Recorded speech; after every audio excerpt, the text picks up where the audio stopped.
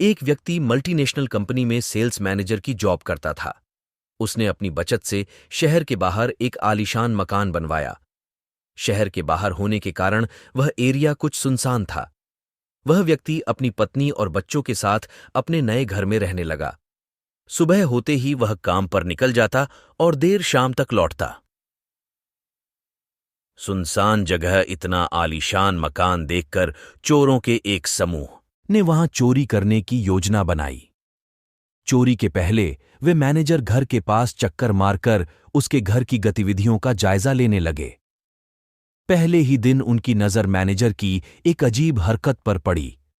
घर आने के बाद वह सबसे पहले अपने बगीचे में लगे आम के पेड़ के पास गया और अपने ऑफिस बैग से एक एक कर कुछ निकालने लगा और उसे पेड़ में कहीं डालने लगा। मैनेजर की पीठ चोरों की तरफ होने के कारण चोर ये देख नहीं पाए कि उसने अपने बैग में से क्या निकाला और पेड़ में किस जगह डाला। उन्होंने अंदाजा लगाया कि ये अवश्य ही कोई कीमती चीज होगी। चोर मैनेजर के घर के पास घात लगाकर बैठ गए और अंधेरा होने का इंतजार करने लगे। रात में जब घर की लाइट्स बुझ गई तो उन्हें इत्मीनान हुआ कि घर में सब सो गए हैं। वे दीवार फांदकर घर में घुसे और सीधे आम के पेड़ के पास पहुंचे। फिर बिना समय गंवाए वे वहां मैनेजर की छुपाई चीज खोजने लगे, लेकिन बहुत खोजने के बाद भी उन्हें कुछ नहीं मिला। आखिरकार थक हार कर वे वापस लौट गए। अगले दिन वे फिर उस घर के पास छुपकर बैठ गए। मैनेजर जब ऑफिस से वापस आया तो चोरों की नजरें फिर उस पर ही गड़ गई। पिछले दिन की तरह वह सबसे पहले आम के पेड़ के पास गया और बैग से निकालकर उसमें कुछ डालने लगा। फिर वह घर के अंदर चला गया। उस रात घर की लाइट्स बंद हो जाने के बाद फिर से चोर दीवार फांद आम के पेड़ के पास पहुंचे और जी जान से उन चीजों को खोजने में लग गए जो मैनेजर ने वहां छुपाई थी, लेकिन उन दिन उन्हें कुछ हासिल नहीं हुआ। कुछ दिन तक वे रोज रात में आम के पेड़ के पास खोजबीन करते रहे, लेकिन उनके हाथ कुछ न लगा। वे परेशान हो गए कि मैनेजर आखिर कैसे उन चीजों को पेड़ में छुपाता है कि हम जैसे शातिर चोर भी उन्हें ढूंढ नहीं पा रहे हैं। अब चोरों में चोरी करने से ज्यादा इस रहस्य को जानने की जिज्ञासा पैदा हो गई। आखिरकार अपनी जिज्ञासा शांत करने रविवार के दिन वे सभी मैनेजर से मिलने उसके घर पहुंचे। मैनेजर का उन्होंने शरीफों की तरह अभिवादन किया। फिर चोरों का सरदार बोला, सर, प्लीज बुरा मत मानिएगा, एक बात आपसे पूछनी थी। हम लोग चोर हैं। पिछले कुछ दिनों से आपके घर चोरी करने की फिराक में हैं।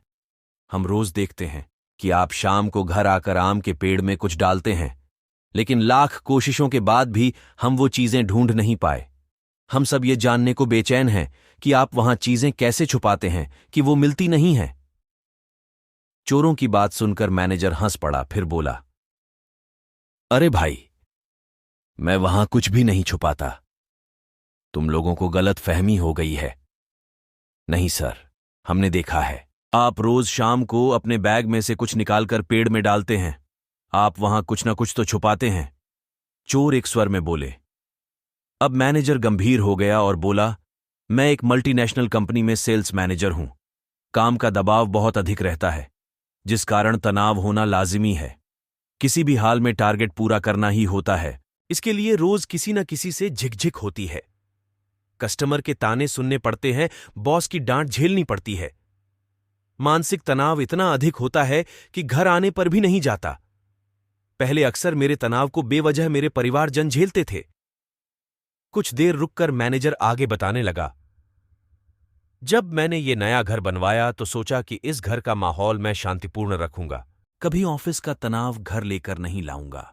इसलिए घर आने के बाद मैं सबसे पहले आम के पेड़ के पास जाता हूं और अपना पूरा तनाव एक एक कर वहां डाल देता हूं।